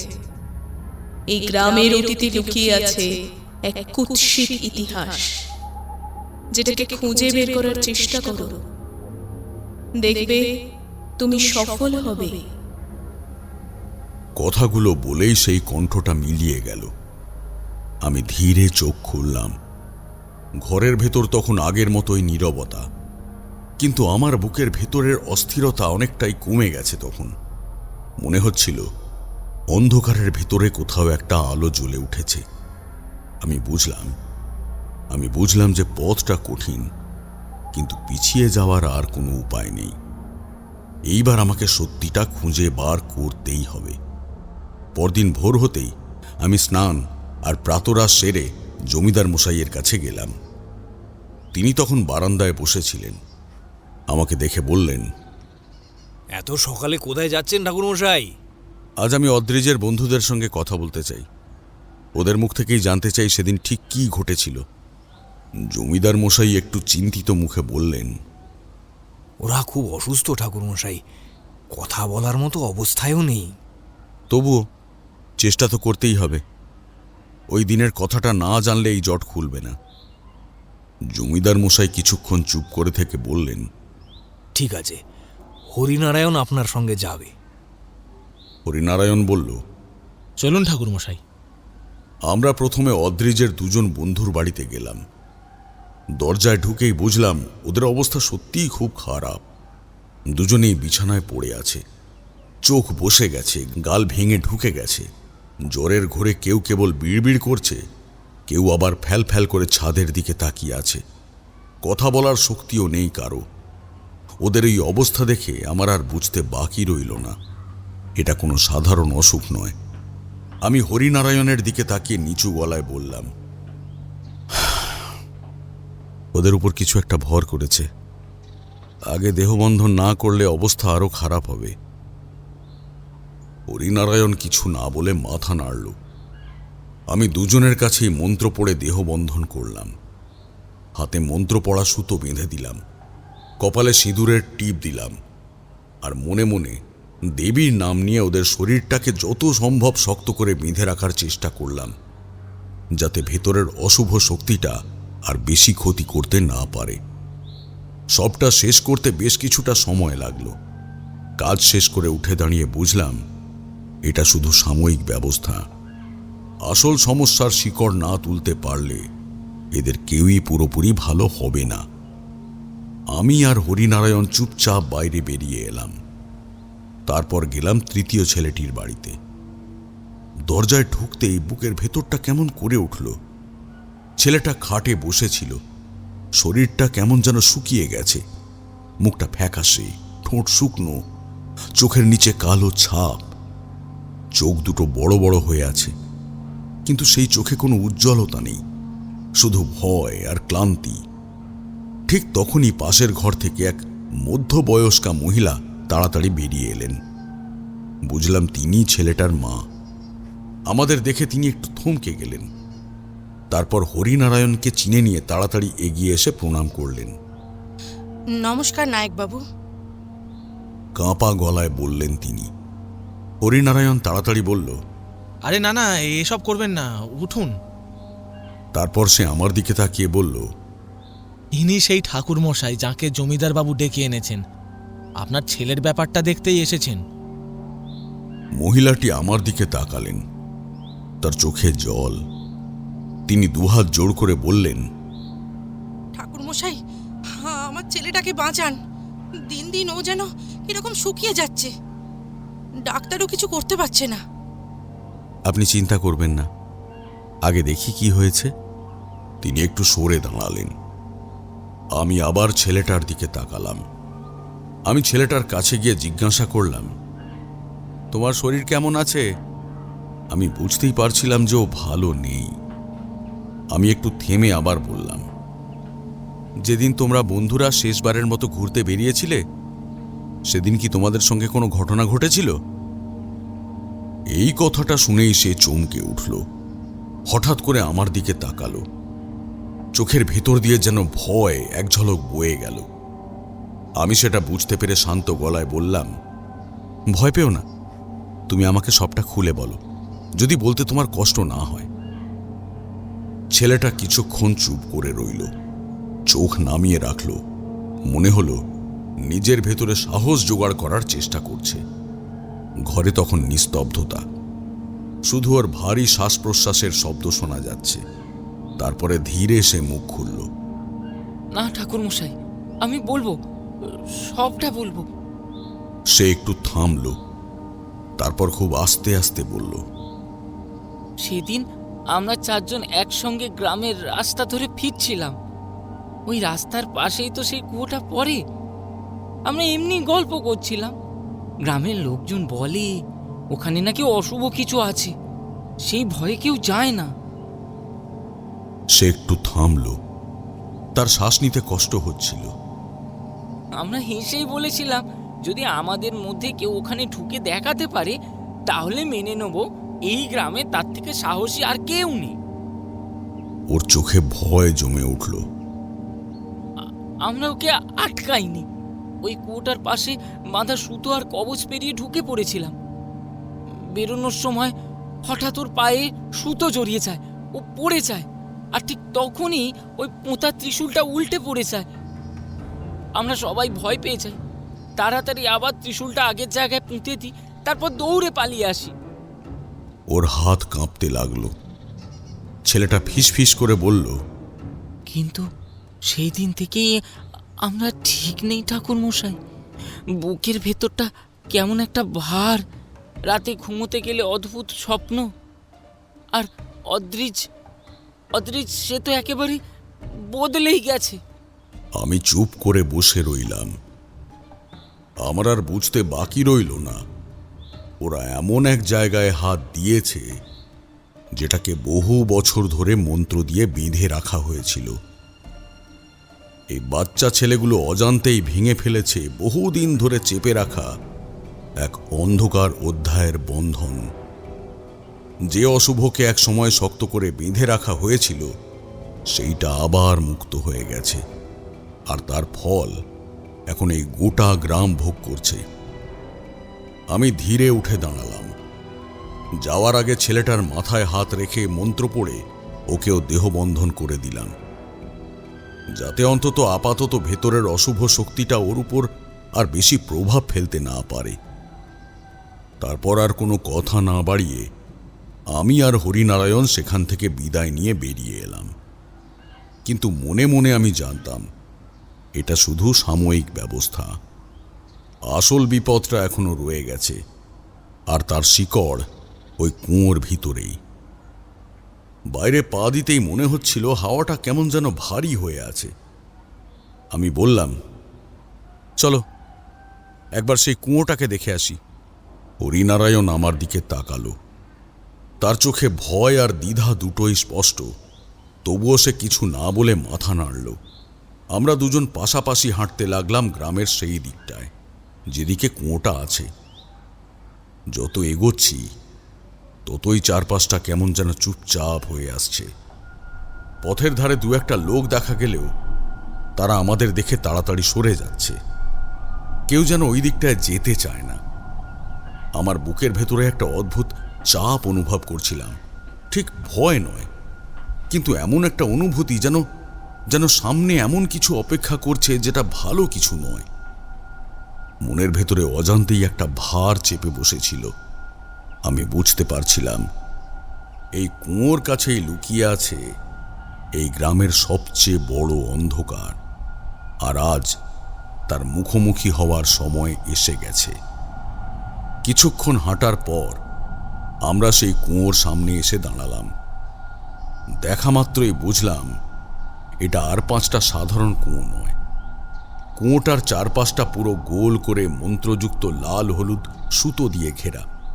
সেই সুতো এমনভাবে পেঁচানো যেন কুয়োটাকে চারিদিক থেকে শক্ত করে বেঁধে রাখা হয়েছে। সুতোর জায়গায় জায়গায় গাঁট দেওয়া, আর সেই গাঁটের ভেতরে মন্ত্র পড়া কবচ গুঁজা। দেখে স্পষ্ট বোঝা যায় এটা কোনো সাধারণ মানুষের কাজ নয়। বহু নিয়ম মেনে, বহু আচার করে এই বাঁধন দেওয়া হয়েছে। ওই সুতোয় নির্দিষ্ট দূরত্বে দূরত্বে ছোট ছোট লোহার ত্রিশূল পোঁতা আছে। প্রতিটা ত্রিশূল মাটির মধ্যে গভীর করে গাঁথা, যেন শুধু কুয়োটাকেই নয়, ভেতরের কিছুকে আটকে রাখার জন্য এরা পাহারা দিচ্ছে। আর ঠিক সামনে কুয়োটার মুখের দিকে দাঁড়িয়ে আছে একটা বড় ত্রিশূল। সেই বড় ত্রিশূলটার সঙ্গেই সব সুতো এসে বাঁধা। দেখে মনে হয় যেন ওই ত্রিশূলটাই পুরো বন্ধনের মূল কেন্দ্র। বাকি সব ত্রিশূল আর সুতো যেন তাকে ঘিরেই দাঁড়িয়ে আছে। কুয়োটার গায়ে গায়ে লাল লাল সিঁদুরের টিপ, কোথাও নতুন আর কোথাও পুরনো, শুকিয়ে কালচে হয়ে গেছে। দেখলেই বোঝা যায় অনেকবার এখানে পুজো আচ্চা হয়েছে, অনেকবার মন্ত্র পড়া হয়েছে, অনেকবার চেষ্টা করা হয়েছে এই জায়গাটাকে শান্ত করে রাখতে। কুয়োর চারপাশের মাটিতে এখনো ছাই আর পোড়া ধূপকাঠির চিহ্ন স্পষ্ট দেখা যাচ্ছে। হরিনারায়ণ খুব আস্তে বলল, এই সেই কুয়ো ঠাকুর মশাই। আমি কিছুক্ষণ চুপ করে দাঁড়িয়ে সবকিছু ভালো করে দেখতে লাগলাম। তখনই চোখে পড়ল সামনের বড় ত্রিশূলটা ঠিক মতো শক্ত করে পোঁতা নেই, মাটি আলগা হয়ে গেছে। ত্রিশূলটা কেমন যেন একটু হেলে আছে। তার চারপাশে যে মন্ত্রযুক্ত লাল হলুদ সুতো বাঁধা ছিল সেইগুলোর অনেকটাই ছিঁড়ে গেছে, কিছু কিছু জায়গায় আলগা হয়ে ঝুলছে। এই দৃশ্যটা দেখেই আমার বুকের ভেতরটা কেমন করে উঠল। আমি বুঝে গেলাম এই কারণেই এত বড় অনর্থ হয়েছে। হরিনারায়ণের মুখের দিকে তাকিয়েই বুঝতে পারলাম এইসব দেখে সে খুব অস্বস্তি বোধ করছে। তার চোখে ভয় আর দুশ্চিন্তা স্পষ্ট। আমি ধীরে বললাম, হরিনারায়ণ, চলো এবার ফিরে যাওয়া যাক। সে যেন হাফ ছেড়ে বাঁচল, সঙ্গে সঙ্গে মাথা নাড়ল। তারপর আমরা দুজনে সেখান থেকে ফিরে রওনা হলাম জমিদার বাড়ির দিকে। ফিরে এসে উঠোনে ঢুকতেই দেখলাম জমিদার মশাই যেন আমাদেরই অপেক্ষা করছিলেন। আমাদের দেখতে পেয়ে তিনি একটা গভীর স্বস্তির নিঃশ্বাস ছাড়লেন। আমি বললাম, দেখে এসেছি, এখন অনেক কিছুই পরিষ্কার। তার মুখের দিকে তাকিয়ে বুঝতে পারছিলাম তিনি ভরসার জন্যেই এই কথাটা শুনতে চাইছিলেন। তারপর জমিদার মশাই বললেন, ঠাকুর মশাই, এবার আপনি খেয়ে নিয়ে একটু বিশ্রাম নিন। সন্ধেবেলায় এই বিষয়টা নিয়ে আবার বসে কথা বলবো। আমি মাথা নাড়লাম। ঠিক আছে। পাশে দাঁড়ানো জমিদার গিন্নি শান্ত গলায় বললেন, আপনি আজ অনেকটা ঘুরে দেখলেন, অনেক কিছু বুঝলেন। এখন একটু বিশ্রাম নিন, সন্ধেতে আবার কথা হবে। আমি আর কিছু না বলে নিজের ঘরের দিকে চলে গেলাম। মনের ভেতরে তখন একটাই কথা ঘুরছিল, সন্ধেবেলায় অনেক কঠিন কথা বলতে হবে, আর তারপরেই শুরু হবে আসল কাজ। সন্ধেবেলায় বৈঠকখানায় আমরা সবাই বসলাম। ঘরের ভেতরে তখন আলো জ্বলছে, কিন্তু তবু একটা চাপা গম্ভীর ভাব যেন লেগে আছে। আমি ধীরে ধীরে জমিদার মশাইকে সবটা খুলে বললাম। অদ্রিজের বন্ধুদের কথা, কুয়োর অবস্থা, আলগা হয়ে যাওয়া ত্রিশূল আর ছিঁড়ে যাওয়া সুতো, আর কিভাবে সেই বন্ধন দুর্বল হয়ে গেছে সবটা। জমিদার মশাই সবটা মন দিয়ে শুনলেন। কথা শেষ হতেই তিনি গভীর নিঃশ্বাস ফেলে বলে উঠলেন, এটা তো খুব বড় চিন্তার বিষয় ঠাকুরমশাই। তাহলে কি এইভাবেই আমাদের গ্রামটা ধীরে ধীরে উজাড় হয়ে যাবে? তার গলায় আতঙ্ক আর অসহায়তা স্পষ্ট। আমি তাকে ভরসা দিয়ে বললাম, চিন্তা করবেন না, মা কালী আছেন। তিনি সঙ্গে থাকলে কোনো বিপদ আপনাদের গ্রামকে ছুঁতে পারবে না। এই কথা শুনে জমিদার গিন্নি এতক্ষণ পরে যেন একটু সাহস পেলেন। জমিদার মশাই আবার জিজ্ঞাসা করলেন, তাহলে এখন উপায় কি ঠাকুরমশাই? কাল আমি বাড়িতে ছোট করে মা কালীর পুজো করব। তারপর আমার কাছে থাকা মায়ের পুজোর যোগ্য ভস্য এনে অদ্রিজের ঘরের চারপাশে ছিটিয়ে দেব। যতদিন ওই ভস্য থাকবে ততদিন ও ওই ঘর থেকে বেরোতে পারবে না। সেই বন্ধন ওকে আটকে রাখবে। আমি একটু থেমে আবার বললাম, যদিও এটা স্থায়ী সমাধান নয়, কিন্তু আপাতত ওকে নিরাপদ রাখার জন্য এটা খুব দরকার। জমিদার মশাই আর হরিনারায়ণ দুজনেই চুপ করে মাথা নাড়লেন। তাদের মুখের দিকে তাকিয়েই বুঝলাম ওরাও জানেন যে এটা শুধু শুরু, আসল লড়াইটা এখনো বাকি। সেই রাতেই পুজোর জিনিসপত্র জোগাড় করা হলো। বাড়ির ভেতরে সবাই চুপচাপ, মুখে শুধু দুশ্চিন্তা। পরদিন ভোরে উঠে স্নান সেরে পরিষ্কার কাপড় পরে আমি নিজের ঘরেই পুজোর ব্যবস্থা করলাম। ছোট একটা কাঠের পিঁড়ির ওপর মা কালীর ছবি রাখলাম। সামনে প্রদীপ জ্বালালাম, ধূপ ধরালাম, ফুল আর বেলপাতা সাজিয়ে রাখলাম। ঘরের ভেতরে তখন এক ধরনের নিস্তব্ধতা, শুধু ধূপের গন্ধ আর প্রদীপের কাঁপা আলো। আমি মেঝেতে বসে চোখ বন্ধ করলাম। চোখ বন্ধ করেই নিচু গলায় মন্ত্র পড়তে শুরু করলাম। ওম গ্রিং কালিকায় নমঃ। মন্ত্রের ধ্বনি ঘরের ভেতরে ধীরে ধীরে ছড়িয়ে পড়ল। ধূপের ধোঁয়ার সঙ্গে মিশে যেন বাতাসটাও ভারী হয়ে উঠল। মনটাকে শক্ত করে শুধু একটাই কথা মনে মনে বলছিলাম, মা, মা, আজ তোমার নামে কাজ করছি, মা শক্তি দাও, মা শক্তি দাও। এরপর আমি নিজেই ছাই প্রস্তুত করার কাজে মন দিলাম। ঘরের এক কোণে একটি পাত্র রাখলাম, তাতে শ্মশানের পবিত্র ছাই নিয়ে প্রথমে ঘৃত ঢাললাম, তারপর সর্ষে, কালো তিল আর বিল্ল পাতা ছিটিয়ে দিলাম। শেষে সামান্য গঙ্গা জল ছিটিয়ে পাত্রের মুখ খুলে রাখলাম। আগুন ধরাতেই ধীরে ধীরে ধোঁয়া উঠতে শুরু করল। ঘৃতের গন্ধ আর ধোঁয়ার মধ্যে একটা অদ্ভুত শীতলতা ছড়িয়ে পড়ল। আমি চোখ বন্ধ করে গভীরভাবে শ্বাস নিলাম, তারপর দুহাত জোড় করে মন্ত্র পাঠ করতে শুরু করলাম। ওং হ্রিং ছিন্নমস্তায় ফট। প্রতিবার উচ্চারণের সঙ্গে সঙ্গে ছাইয়ের ওপর আলো যেন কেঁপে উঠতে লাগলো। আগুনের শিখা ছোট হলেও মনে হচ্ছিল ছাইয়ের ভেতর যেন কিছু একটা জেগে উঠেছে। আমি মন স্থির রেখে আবার জপ করলাম। কয়েকবার পড়ার পর মনে হলো ছাইয়ের ভেতরে শক্তির সঞ্চার হয়েছে। শেষবার মন্ত্র উচ্চারণ করে পাত্রটা নামিয়ে রাখলাম, ছাই ঠান্ডা হতে দিলাম।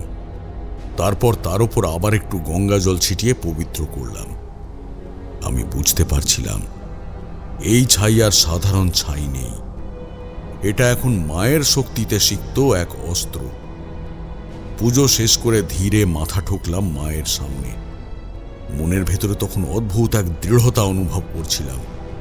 মনে হচ্ছিল যেন মা পাশে আছেন। আমি উঠে দাঁড়ালাম, তারপর বাইরে দাঁড়ানো হরিনারায়ণের দিকে তাকিয়ে বললাম, চলো এবার অদ্রিজের ঘরে যেতে হবে। তারপর হরিনারায়ণকে সঙ্গে নিয়ে অদ্রিজের ঘরের দিকে গেলাম।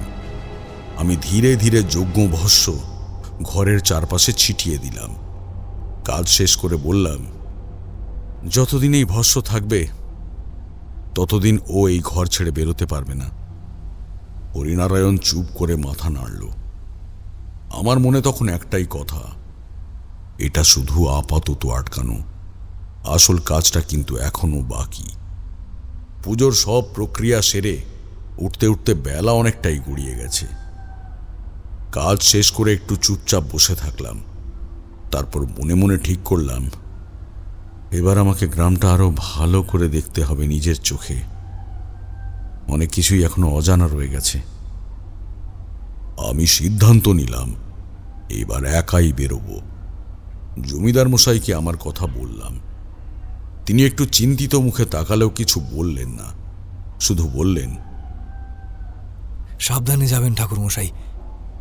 আমি মাথা নাড়লাম, চিন্তা করবেন না। তারপর একাই বেরিয়ে পড়লাম। গ্রামের ভেতর দিয়ে হাঁটতে হাঁটতে চারদিকটা ভালো করে দেখতে লাগলাম। কোথাও মাঠ, কোথাও কাঁচা রাস্তা, কোথাও গাছের ছায়ায় ছোট ছোট বাড়ি, কিন্তু মানুষের মুখে যেন এক ধরনের চাপা ভয় লেগে আছে। কেউ কথা কম বলছে, কেউ আবার আমাকে দেখে চুপ করে সরে যাচ্ছে। এভাবেই ঘুরতে ঘুরতে এক সময় পৌঁছে গেলাম গ্রামের সেই জাগ্রত কালী মন্দিরে। মন্দিরটা খুব একটা বড় নয়, কিন্তু পুরনো আর যত্নে রাখা। চারপাশে ধূপের গন্ধ, ঘণ্টার মৃদু শব্দ। আমি ভেতরে ঢুকতেই চোখ পড়ল মায়ের মূর্তির দিকে। কালো পাথরের তৈরি, চোখ দুটো বড় আর উজ্জ্বল, জিভটা একটু বেরোনো, কিন্তু মুখের ভাব ভয়ঙ্কর নয়, বরং যেন এক ধরনের কঠোর মমতা। গলায় নরমুণ্ডের মালা, কোমরে রক্তবর্ণ কাপড়। মায়ের পায়ের নিচে শুয়ে আছেন শিব। মূর্তিটার দিকে তাকিয়েই বুকের ভেতরটা কেমন শান্ত হয়ে গেল। মনে হলো এই চোখ দুটো সব দেখছে। এই গ্রামে যা হচ্ছে মা সব জানেন। আমি মন্দিরের সামনে দাঁড়িয়ে মা কালীর উদ্দেশ্যে প্রণাম করলাম। মনে মনে বললাম, মা মা এবার তোমার কাজ মা, আমায় শুধু তোমার হাতিয়ার করে নিও। তারপর গর্ভগৃহের দিকেই তাকিয়ে আছি, এমন সময় ভেতর থেকে একজন পুরোহিত বেরিয়ে এলেন। বয়সে তিনি মধ্যবয়স্ক, চোখে মুখে গাম্ভীর্য। আমাকে দেখে তিনি একটু থেমে জিজ্ঞেস করলেন, তুমি কে? আমি শান্ত গলায় বললাম, আমি তারানাথ চক্রবর্তী। এই গ্রামে এসেছি জমিদার বাবুর অনুরোধে। এখানে যেসব অশুভ ঘটনা ঘটছে আমি সেগুলো বন্ধ করার চেষ্টা করছি। পুরোহিত কিছুক্ষণ আমার দিকে স্থির দৃষ্টিতে তাকিয়ে রইলেন। তার চোখে তখন যেন অনেক দিনের জমে থাকা দুশ্চিন্তার ছাপ। তারপর ধীরে বললেন, যাক, অবশেষে তাহলে কেউ এসেছে। আমি একটু অবাক হয়ে বললাম, কেন, আপনি কি আগে থেকে কিছু আঁচ করেছিলেন? পুরোহিত মৃদু দীর্ঘশ্বাস ফেলে বললেন, এই গ্রামের ওপর যে অন্ধকার নেমে আসছে সেটা সাধারণ মানুষের সাধ্যের বাইরে। আমি দেখেই বুঝেছি তুমিই পারবে। মা তোমায় পথ দেখাবেন, তুমি এই গ্রামকে উদ্ধার করতে পারবে। এই কথাটা বলার সময় তার গলায় এক ধরনের অদ্ভুত দৃঢ় বিশ্বাস ছিল। আমি মন্দিরের দিকে একবার তাকালাম, মনে মনে বললাম, মা মা যদি সত্যিই তুমি চাও তবে এই কাজটা তোমার ইচ্ছাতেই সম্পন্ন হবে। তারপর পুরোহিত বললেন, চলো বাবা, এখানে বসো। আমি তোমাকে এই গ্রামের বিষয়ে কিছু কথা বলি, এগুলো তোমারই কাজে লাগবে। আমি একটু অবাক হয়ে বললাম, আপনি কি এই গ্রামের সেই পুরনো ইতিহাসের কথা বলতে চাইছেন? হ্যাঁ, কিন্তু তুমি এই বিষয়ে কি করে জানলে? আমি বললাম, জমিদার মশাই আমাকে এই বিষয়ে কিছু কথা জানিয়েছেন, তবে উনি নিজেও এসব ব্যাপারে ঠিক করে জানেন না। পুরোহিত মৃদু হেসে মাথা নাড়লেন। ও আচ্ছা, হ্যাঁ, তার জানার কথাও নয়। আমিও তো এসব নিজে দেখিনি। ঘটনা ঘটেছিল আমার পূর্বপুরুষদের সময়। আমার বাবা আমাকে এসব কথা জানিয়ে গেছেন। তিনি একটু থেমে নিয়ে আবার বললেন, যেহেতু এই ঘটনা পুরো গ্রামের সঙ্গে জড়িত আর বাইরে জানাজানি হলে গ্রামের দুর্নাম হতো, তাই আমি কাউকেই কিছু বলিনি। এতদিন চুপ করেই থেকেছি। আমি চুপ করে তার কথা শুনছিলাম। পুরোহিতের চোখে তখন একটা পুরনো ভয়ের ছায়া। আমি বুঝতে পারছিলাম এখন যে গল্পটা তিনি বলতে চলেছেন সেইটাই এই গ্রামের আসল অন্ধকারের শুরু। পুরোহিত ধীরে ধীরে বলতে শুরু করলেন, এটা অনেক বছর আগের ঘটনা। তখন আমার পূর্বপুরুষই ছিলেন এই মন্দিরের পুরোহিত। সেই সময় গ্রামে সবকিছু মোটামুটি ভালোই চলছিল, কিন্তু হঠাৎ করেই এক ভয়ানক মহামারী শুরু হয়। শুধু এই গ্রামেই নয়, পাশের আরও কয়েকটা গ্রামেও একই সঙ্গে সেই রোগ ছড়িয়ে পড়ে। এমন এক রোগ যার কোনো চিকিৎসাই তখন পাওয়া যাচ্ছিল না। মানুষ মরতে শুরু করলো একের পর এক। ঠিক সেই সময় এই গ্রামে এসে হাজির হয় কয়েকজন তান্ত্রিক। কিন্তু ওরা আসলে মানুষের উপকার করতে আসেনি, ওরা এসেছিল নিজেদের সাধনা সিদ্ধির জন্য। আর এই মহামারীটাকে ওরা নিজেদের কাজের সুযোগ হিসেবে দেখেছিল। ওরা গ্রামের মানুষকে বোঝাতে শুরু করলো এই রোগ দেবীর অভিশাপ, একে থামাতে হলে দেবীর সামনে বলি দিতে হবে, মায়ের চরণে নরবলি দিতে হবে। প্রথমে ওরা বলল, যদি কোনো সুস্থ অল্প বয়সী মেয়ের বলি দিয়ে তার দেহ কুয়োর জলে ফেলে দেওয়া যায় তাহলে এই গ্রাম মহামারীর কবল থেকে মুক্ত হবে। এই সময় গ্রামের মানুষ একবারও ভেবে দেখেনি এটা কোনোভাবেই সম্ভব নয়। ভয় আর অসহায়তায় তারা তান্ত্রিকদের কুসংস্কারের কথায় বিশ্বাস করে ফেলেছিল। আমার পূর্বপুরুষ অনেক চেষ্টা করেছিলেন গ্রামবাসীদের বোঝাতে, কিন্তু কেউ তার কথা শোনেনি। শেষ পর্যন্ত এক সহজ সরল মেয়ের প্রাণ বলি দেওয়া হলো, কিন্তু তাতেও মহামারী কমল না। তখন তান্ত্রিকরা আবার বলল, এবার নাকি কোনো শিশুর বলি দিতে হবে, আর গ্রামের লোকেরা সেটাও করল। তারপরও কিছুই ঠিক হলো না। 2 দিনের মধ্যেই সেই তান্ত্রিকরা হঠাৎ করেই গ্রাম থেকে পালিয়ে যায়। তাদের আর কখনো খুঁজে পাওয়া যায়নি। পুরোহিত একটু থামলেন, তারপর ভারী গলায় বললেন, কিন্তু ঠাকুরমশাই, ওরা যাওয়ার সময় যা রেখে গিয়েছিল সেটা যে আজও এই গ্রাম বয়ে বেড়াচ্ছে। আমি একটু ভেবে নিয়ে জিজ্ঞেস করলাম, এই ঘটনার আগেও কি কোনো অশুভ ঘটনা ঘটেছিল? হ্যাঁ, তখন এতটা ভয়ঙ্কর আকার না নিলেও নানা রকম অশুভ ব্যাপার ঘটতে শুরু করেছিল। কারণ যাদের এইভাবে মারা হয়েছিল তারা তো সেই মৃত্যু মেনে নিতে পারেনি। তাদের যন্ত্রণা, তাদের রাগ সব মিলিয়ে তারা প্রতিশোধ নিতেই ফিরবে, এটাই তো স্বাভাবিক। তাই তো ওরা আবার ফিরে এসেছে। আগেও যখন এমন কিছু শুরু হয়েছিল তখন আমার বাবাই সেই কুয়োটাকে মন্ত্র দিয়ে শক্ত করে কোনো এক বন্ধনে আবদ্ধ করে রেখেছিলেন।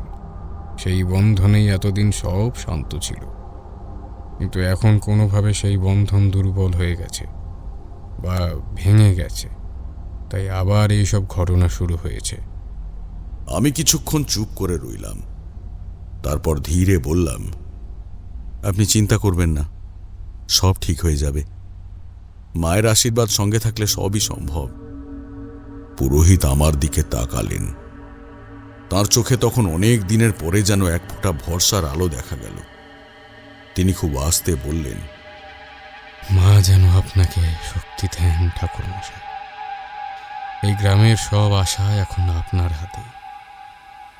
আমি মনে মনে বললাম, মা, এবার আর পিছু হটার পথ নেই। আমি পুরোহিতের কাছ থেকে বিদায় নিয়ে জমিদার বাড়ির উদ্দেশ্যে রওনা হলাম। মনে তখন একটাই তাড়া, যত দ্রুত সম্ভব পৌঁছাতে হবে। জমিদার মশাইকে সব কথা খুলে বলতে হবে। এক মুহূর্ত দেরি করাও এখন বিপজ্জনক। হাঁটতে হাঁটতে কখন যে দুপুর গড়িয়ে গেল টেরই পেলাম না। জমিদার বাড়িতে পৌঁছেই সরাসরি জমিদার মশাইয়ের সঙ্গে দেখা করলাম। তিনি আমাকে দেখেই উঠে দাঁড়ালেন। আমার মুখের দিকে তাকিয়েই বুঝলেন কিছু বড় খবর আছে। আমি বসেই সবটা খুলে বললাম। পুরোহিতের মুখে শোনা গ্রামের সেই ভয়ঙ্কর ইতিহাস, নরবলি, শিশুবলি, তান্ত্রিকদের কুকীর্তি, আর কিভাবে সেই কুঁয়ো আসলে বহুদিন ধরেই অভিশাপ বয়ে বেড়াচ্ছে, সব শুনে জমিদার মশাই স্তব্ধ হয়ে গেলেন।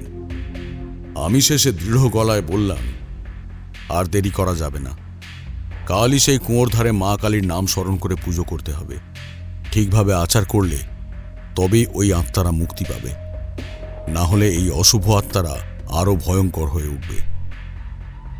জমিদার মশাই কিছুক্ষণ চুপ করে থেকে বললেন, আপনি যা বলবেন ঠাকুর মশাই তাই হবে, শুধু আমাদের এই গ্রামটাকে বাঁচান। আমি মাথা নাড়লাম। মা চাইলে কালই এই অন্ধকারের শেষ হবে। ঘরের ভেতরে তখন আবার নীরবতা নেমে এলো, কিন্তু সেই নীরবতার ভেতরে এবার ভয়ের সঙ্গে একটা দৃঢ় সিদ্ধান্ত জেগে উঠেছে। কালই হবে শেষ লড়াইয়ের শুরু। তারপর আমি হরিনারায়ণকে ডেকে সবটা বুঝিয়ে বললাম। কালকের পুজোর জন্য কি কি জোগাড় করতে হবে সমস্তটা। আমি একে একে তাকে বললাম জিনিসগুলোর কথা। সে মন দিয়ে শুনল, মাঝে মাঝে মাথা নাড়ল। সব কথা শেষ হলে হরিনারায়ণ বলল, আপনি চিন্তা করবেন না ঠাকুরমশাই, আজকের মধ্যেই সব জিনিস জোগাড় করে ফেলব। ভালো করে দেখে শুনে আনবে, এই কাজে কিন্তু কোনো ভুল চলবে না। হরিনারায়ণ দৃঢ় গলায় বলল, একটাও ত্রুটি হবে না। সেই রাতে আমি মধুসুন্দরী দেবীর ধ্যানে বসলাম, কারণ এমন একটা কাজের জন্য নিজেকে প্রস্তুত করছি যার আগে তার আশীর্বাদ পাওয়াটা ভীষণ জরুরি। বারংবার তার নাম জপ করতে করতে আমি ধীরে ধীরে যেন এক গভীর স্তব্ধতার মধ্যে ডুবে গেলাম। সময়ের বোধ হারিয়ে গেল, চারপাশের সব শব্দ মিলিয়ে গেল। হঠাৎ মনে হলো ঘরের ভেতরে আলো ছড়িয়ে পড়ছে। চোখ খুলতেই দেখলাম যেন সেই আলোর মাঝেই এক শান্ত করুণাময় মুখ। তার চোখে অদ্ভুত এক শান্তির ঝিলিক, মুখে মাতৃ স্নেহের ছাপ। তিনি আশ্বাসের দৃষ্টিতে আমার দিকে তাকিয়ে আছেন। আমি হাঁটু গেড়ে প্রণাম করলাম, কাঁপা কাঁপা গলায় বললাম, দেবী, দেবী, তুমি তো সবটা জানো, আমি কি পারবো? তিনি আশীর্বাদের ভঙ্গিতে হাত তুললেন, তারপর বললেন, তারানাথ, তোমাকে পারতেই হবে। এই গ্রামের মানুষ তোমার মুখ চেয়েই আছে। তারা তাদের শাস্তি পেয়েছে, এবার ওই বন্দী আত্মাদের মুক্তি দাও। তার কণ্ঠে কোনো কঠোরতা ছিল না, শুধু এক অদ্ভুত দৃঢ়তা। তার উপস্থিতি যেন আমার ভেতরের সব ভয় ধীরে ধীরে মুছে দিল। আমি চোখ বন্ধ করে তার পায়ে মাথা ঠেকালাম।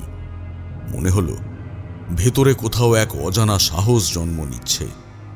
কিছুক্ষণ পর যখন চোখ খুললাম, ঘরটা আবার আগের মতোই, কিন্তু আমি আর আগের মতো নেই। ভোরের আলো ফুটতেই আমি জমিদার মশাই আর উদয়চরণকে একত্র করলাম। দুজনের মুখে উদ্বেগ স্পষ্ট।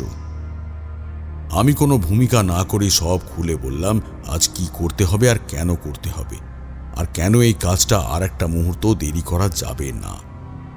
ঘরের ভেতরে তখন নিস্তব্ধতা, কিন্তু সেই নীরবতার ভেতরে এবার ভয়ের সঙ্গে সঙ্গে একটা দৃঢ় সিদ্ধান্ত জন্ম নিয়েছে। আজই সেই অন্ধকারের মুখোমুখি হওয়ার দিন। সকালে আমি জমিদার মশাই আর হরিনারায়ণকে নিয়ে কুয়োর দিকে গেলাম। গ্রামের লোকজন দূরে দূরে দাঁড়িয়ে রইল। কেউই মন্ত্র পড়া সুতোর গণ্ডির ভেতরে ঢুকল না। কুয়োর সামনে সুতোর বাঁধনের বাইরে আমি যজ্ঞ করার জায়গা ঠিক করলাম। হরিনারায়ণ আর কয়েকজন লোক মিলে শুকনো কাঠ সাজিয়ে দিল। আমি নিজে যজ্ঞের জিনিসপত্র গুছিয়ে নিলাম। তারপর মাটিতে বসে প্রথমে মা কালীর নাম নিলাম। ধূপ ধরানো হলো, তারপর যজ্ঞে আগুন জ্বালানো হলো। আমি ধীরে ধীরে ঘি ঢালতে ঢালতে মন্ত্র পড়তে শুরু করলাম। ওম ক্রিং কালিকায় নমঃ। আগুনটা ধীরে ধীরে জ্বলতে লাগলো। চারিদিকে তখন খুব চুপচাপ, শুধু আগুনের শব্দ আর মন্ত্রের আওয়াজ। কুয়োর দিক থেকে হালকা একটা ঠান্ডা হাওয়া ভেসে এলো। গ্রামের লোকজন চুপ করে সব দেখছিল। আমি মন দিয়ে যজ্ঞ চালিয়ে যেতে লাগলাম, কারণ আমি জানতাম এই যজ্ঞ শেষ না হওয়া পর্যন্ত কিছুতেই থামা যাবে না। যজ্ঞ চলতে লাগলো। আমি একের পর এক কাঠ আর ঘি আগুনে দিচ্ছিলাম। মন্ত্র পড়া থামায়নি। আগুনের শিখা কখনো একটু বড় হচ্ছিল, কখনো আবার শান্ত হয়ে যাচ্ছিল। হঠাৎ খেয়াল করলাম চারদিকটা কেমন যেন ঠান্ডা হয়ে আসছে, অথচ রোদ আছে, আগুন জ্বলছে, তাতেও সেই ঠান্ডা ভাবটা কাটছে না। গ্রামের লোকজনের মধ্যে ফিসফাস শুরু হলো। কেউ কেউ ভয়ে পেছনে সরে গেল। কুয়োর দিক থেকে একটা অদ্ভুত শব্দ ভেসে এলো। কেউ যেন অনেক দূর থেকে নিঃশ্বাস ফেলছে। হরিনারায়ণ খুব আস্তে বলল, ঠাকুরমশাই, কিছু একটা হচ্ছে। ভয় পেও না, যজ্ঞ চালু থাকুক। আমি আবার জোর দিয়ে মন্ত্র পড়তে লাগলাম। আর ঠিক তখনই দেখলাম কুয়োর মুখের কাছের সুতোগুলো একটু একটু করে নড়ছে। বাতাস নেই, তবুও নড়ছে। তারপর কুয়োর ভেতর থেকে একটা চাপা কান্নার মতো শব্দ ভেসে এলো। চারিদিকে সবাই একদম চুপ করে গেল। আমি বুঝতে পারলাম ওরা উপস্থিত। আমি মন্ত্র থামালাম না, উল্টে আরো মন দিয়ে যজ্ঞ করতে লাগলাম। তারপর আমি যজ্ঞের আগুনে বিশেষ করে তৈরি করা সেই পবিত্র ছাইয়ের একটু অংশ দিলাম। আগুন হঠাৎ একটু উজ্জ্বল হয়ে উঠল। কুয়োর দিক থেকে একটা দীর্ঘশ্বাসের মতো শব্দ এলো। তারপর ধীরে ধীরে চারপাশের ঠান্ডা ভাবটা কমতে শুরু করলো। আমি তখনও জানতাম এইটাই শেষ নয়, এটা শুধুই শুরুর মুক্তি। আমি চোখ বন্ধ করে মা কালীর ধ্যানে ডুবে যেতে লাগলাম। চারপাশের শব্দ ধীরে ধীরে দূরে সরে গেল। যজ্ঞের আগুনের শব্দ, মানুষের ফিসফাস, সব যেন মিলিয়ে যেতে লাগলো। মনে হলো আমি যেন আর সেই জায়গায় নেই। ধীরে ধীরে যেন হারিয়ে যাচ্ছি এক অন্য জগতে। তার জায়গায় হঠাৎ আমার নাকে ভেসে এলো এক অদ্ভুত চন্দনের সুগন্ধ। সেই সুবাসে আমার পুরো শরীর শিহরিত হয়ে উঠল। মনে হলো আমি যেন ধীরে ধীরে মোহিত হয়ে যাচ্ছি। মনে হলো আমি আর মাটিতে দাঁড়িয়ে নেই, যেন বাতাসে ভেসে উঠেছি। সময় আর স্থানের বোধ মিলিয়ে যেতে লাগলো। হঠাৎ সেই গভীর নীরবতার ভেতর থেকে এক নারীর সুরেলা কণ্ঠ কানে এলো। কেউ মৃদু অথচ স্পষ্ট স্বরে ডাকলেন, তারানাথ। আমি চোখ মেলে তাকালাম, আর যা দেখলাম তাতে আমার শরীর কেঁপে উঠল। অগ্নিশিখার ভেতর থেকে ধীরে ধীরে উন্মোচিত হলো এক অপার রূপ। আগুনের লাল আভায় দাঁড়িয়ে আছেন মা কালী। চোখে অদ্ভুত দীপ্তি, জিহবা রক্ত লাল, গলায় মুন্ডমালা, হাতে খড়গ আর রক্ত ভরা খাপ, অথচ তার মুখমণ্ডল ভরা অপার করুণায়। আমার হৃদয় তখনই বুঝে গেল যে এ শুধু পুজো নয়, এ এক দর্শন। 10 মহাবিদ্যার প্রথম মহাবিদ্যা জগৎ জননী মা কালী নিজেই এসেছেন তিনি। আমি বাকরুদ্ধ হয়ে গেলাম, চোখ ভিজে উঠল, শরীর কাঁপতে লাগলো। শুধু মাথা নত করে কাঁপা গলায় বলতে পারলাম, মা। আমি বিস্ফারিত চোখে তাকিয়ে আছি। আগুনের শিখা আর ধোঁয়ার ভেতর দিয়ে মা কালী যেন ধীরে ধীরে আরো স্পষ্ট হয়ে উঠছেন। চারপাশের বাতাস থমকে গেছে, গঙ্গা জলের কলসও স্থির, গ্রামের মানুষজন নির্বাক। মনে হচ্ছিল সময় যেন থেমে গেছে। মা কালী দাঁড়িয়ে আছেন অগ্নিশিখার মাঝখানে, চোখে তেজ, তবু অপরিসীম করুণা, হাতে খড়গ, কিন্তু তার দৃষ্টি যেন বলছে, আমি আছি, ভয় করো না। আমার শরীর শিউরে উঠল, ঠোঁট শুকিয়ে যাচ্ছিল, তবু আমি মাথা নত করে কাঁপা কণ্ঠে বললাম, মা, মা, এই গ্রামবাসীরা অপরাধ করেছে, কিন্তু তারা প্রায়শ্চিত্তও তো করেছে মা, তাদের ক্ষমা করো। মা মৃদু অথচ দৃঢ় কণ্ঠে বললেন, আমি ওদের ক্ষমা করে দিয়েছি, তাই তো আমি আজ ওদের সঙ্গে করে নিয়ে যাচ্ছি।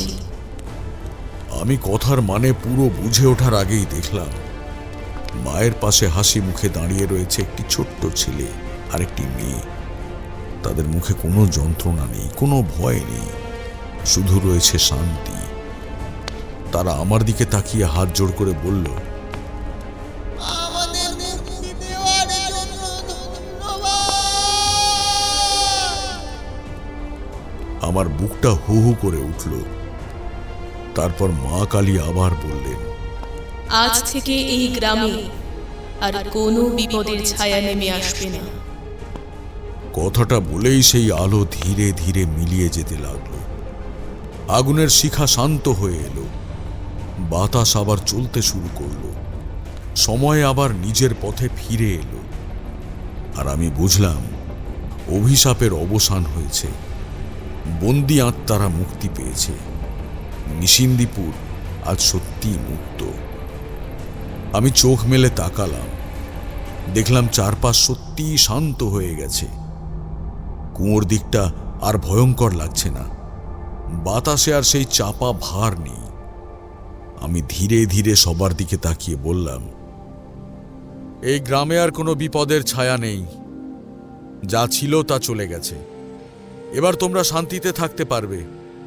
মা কালীর আশীর্বাদে সবকিছুই ঠিকভাবে সম্পূর্ণ হয়েছে। কথাগুলো শুনে লোকজন প্রথমে কিছুক্ষণ চুপ করে রইল, তারপর ধীরে ধীরে অনেকের চোখে জল এসে গেল। কেউ কেউ হাত জোড় করে মায়ের নাম নিতে লাগলো। আমি বুঝতে পারছিলাম আজ শুধু একটি অভিশাপই কাটেনি, আজ একটা গ্রামের বুকের ওপর থেকে বহু বছরের ভয় নেমে গেছে। নিশিন্দিপুর আবার স্বাভাবিক জীবনে ফিরবে, আর এই কাজের সাক্ষী হয়ে রইল মা কালীর করুণা। ঠাকুরমশাই এতটা বলে থামলেন, ধীরে এক ঢোক জল খেলেন, তারপর আর একটা সিগারেটে ধরালেন। দেশলাইয়ের আলোয় এক মুহূর্তের জন্য তার মুখটা স্পষ্ট হয়ে উঠল। তারপর আবার ধোঁয়ার আড়ালে ঢেকে গেল। আমি আর কিশোরী একদম চুপচাপ বসে আছি। গল্পের প্রতিটা ঘটনা যেন আমাদের ভেতরটা কাঁপিয়ে দিয়ে গেছে। মনে হচ্ছিল আমরা শুধু গল্প শুনিনি, সবকিছু নিজের চোখে দেখেও এলাম। কিছুক্ষণ চুপ করে থেকে কিশোরী বলল, ঠাকুরমশাই, তারপর আপনি আর ওই গ্রামে যাননি? ঠাকুরমশাই মাথা নাড়লেন। না, আর যাওয়া হয়নি। ওই দিনই বিকেলের দিকে আমি বাড়ির পথে রওনা হয়েছিলাম। একটু থেমে তিনি আবারও বললেন, তবে পরে খবর পেয়েছিলাম যে ওখানে সব ঠিকই আছে, অদ্রিজ ভালো আছে, আর গ্রামের লোকজনও আবার স্বাভাবিক জীবন ফিরে পেয়েছে। তারপর ধীর গলায় বললেন, সবই মায়ের কৃপা। তিনি না থাকলে কিছুই হতো না। ঘরের ভেতরে আবার নীরবতা নেমে এলো। শুধু সিগারেটের ধোঁয়া আর বাইরে দিয়ে চলে যাওয়া ট্রামের দূরের শব্দ। আমি আর কিশোরী চুপ করে বসে রইলাম। মনে হচ্ছিল কিছু গল্প শুধু গল্প হয় না, কিছু গল্প বিশ্বাসের চেয়েও বড় হয়ে যায়।